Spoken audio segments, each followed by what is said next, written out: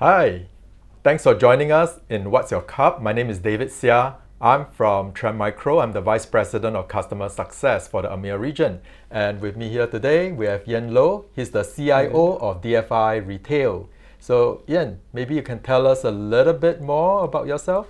Sure. So I'm Ian. I've been very active in the cybersecurity scene in Singapore, I guess, and I do quite a bit of self-research into the areas and also doing a lot into new technologies and actively teaching in the Singapore University of Technology and Design on cybersecurity. Cool. And in line with the theme for today's talk, what's in your cup? Tell us more. What are you drinking today? Yeah.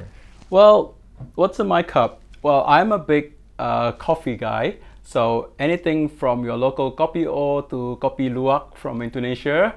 But if I have to choose, it's probably be Sumatran coffee. Mainly because I need a coffee immediately when I wake up. And I don't know if many of you know, but Sumatra coffee has the least acidity, which it's more gentle on the stomach when it's an empty stomach. So if I have a choice, it will be Sumatra coffee. Wow, cool. Alrighty. Yeah, thanks. Yeah, so for me, I'm drinking espresso. Yeah, I like my coffee very thick. I don't have a particular choice of or preference of what I like to drink, but I just love it. Very dark roasted and very, very strong. Well, cool. Cheers. Yep.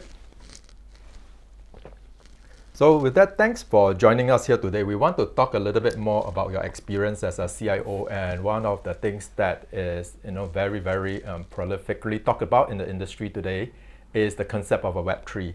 And I know you have a lot of research in this area. Maybe you can tell us a little bit more. What's your take on this new topic, Web3?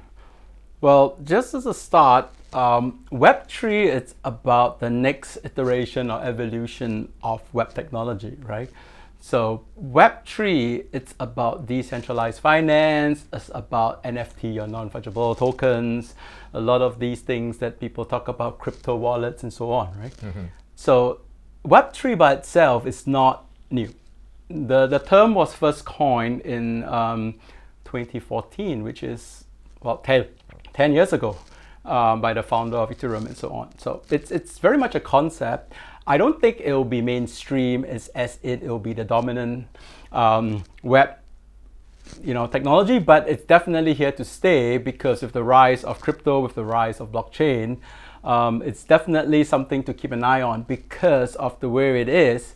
It will turn what we know about cybersecurity, our techniques, our things we do to protect our environment will all change quite dramatically. Sure. So hang on your thought there for a moment because you mentioned cybersecurity impacts of Web3. Maybe you can help us understand a little bit more because Web3 is about the democratization, decentralization, peer-to-peer. And therefore, I can see some impacts on cybersecurity as we know it, but perhaps you can share with us a little bit more. What's your take on the detailed impacts on enterprises, on individuals perhaps? Sure. I mean, one of the things we have to really consider is the whole idea of Web3 is distributed apps. And we talk about today we talk about zero trust, but in the Web3 world, it's a concept of trustless. There's absolutely no trust at all with all these concepts and all these different systems you go on. So it's all about protecting privacy. It's all about protecting your own rights and so on. So the whole concept of the giant fortress, as we would in today's world, where you have a Web 2, where you have a centralized system where you deal transactions with, like in a bank and stuff. That concept is kind of gone in a Web3, right? Because the whole idea is there's no central body, it's decentralized. Now, when we talk about decentralized applications, there is the thing about identity. Identity now becomes the key, and it's the rise of the concept of SSI or self-sovereign identity. Today, we are very used to using an identity like signing with Google, signing with Facebook. In a sense, these are rented identity, right? If Google kicks you out, or if or Facebook decides to change, that identity goes with it, right? You're renting that identity.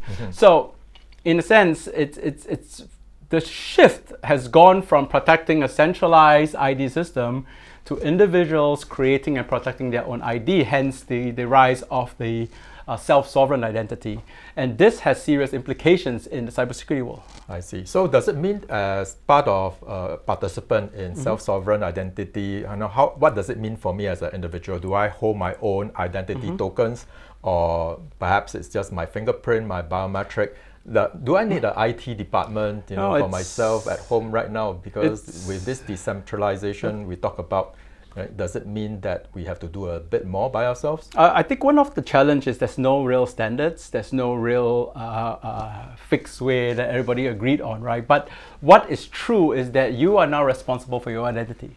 So we blurred the lines a little bit, or I would say blurred, we bleed the lines from an enterprise and the consumer world, right? So in the past, you rely on the enterprise to protect your identity for you, right? We have the 2FAs, we have MFAs, we have all the tokens that is issued by the company and stuff.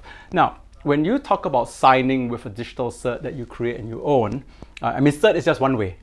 But now, the implication is now there is a huge downside to losing your identity. So protecting your own identity at home suddenly becomes more important. And to do that, most of the time will be your consumer products. I see. So in terms of having your home protected, your identity protected, your anti-malware phishing stuff at home, suddenly becomes a lot more important. I see. What about for the rest of our CISO members in the Innovis Club? They like you, they operate enterprises, they work with enterprises and secure enterprises. What's the impact for enterprise on Web3? That's not a lot of difference in what we do today. Security by design, having your security audits, making sure that these systems that you deal with have proper, right? So one of the things that people have done in a hybrid mode, not the pure Web3, not Web2, maybe 2.3, 2.5. It's about the platform, right? How can you get these information to paint a more holistic picture of the environment? But then again, if it's a purely Web3, they will be very reluctant to share anything with you. So maybe you have to look at just from the network, how you communicate in and out from you, right? So it's a lot of little nuances and changes. The fundamental principles don't change. You still have to take care of your security, you still have to take care of your design, you still have to do your audits, and you still have to work on the basis of assumed breach. Still have to work on what if things are missing, what if things are hacked, what if data is breached. You still have to work on assumed breach, you still have to work on stuff. So, but for the enterprise, just have to be very clear of if you're doing something with a distributed identity or self-sovereign identity, how are you protecting, how are you enabling the employees to protect their own identity, be it something that they created themselves or the independent managed identity. Are you equipping them with things to protect their identity outside of the work environment? I see.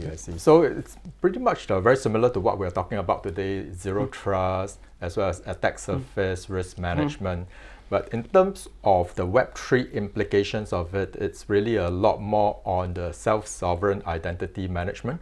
You need to manage it a little bit more at the unit level. Perhaps you can expand a little bit more about it, again, from the enterprise point of view.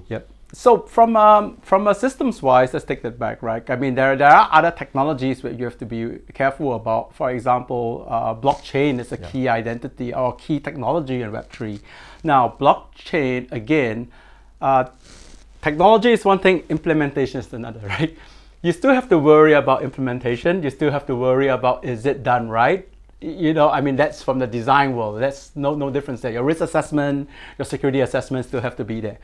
But in terms of the identity you use, now, how much does the corporate support a self-sovereign identity? There are many, I would say, new emerging players today. Like in the past, we had the Oktas, we had the Ping identity and so on that did the centralized ID system. Now there's rise of many more little players that are helping to support this SSI or self-sovereign to help them create IDs and so on. Now, one of the challenges is that there's no standard. Second of all, the whole concept of self-sovereign. That means you are responsible for creating and owning it. Yeah. What does that mean? It's like David. Your DNA is your DNA. If you use your DNA to sign, the company can't own it, right? It's you are managing it. Exactly. So you need to be able to protect your identity. And how are enterprises enabling you to protect the identity? Now that's another question, because today a lot of the tools are a bit in the consumer space.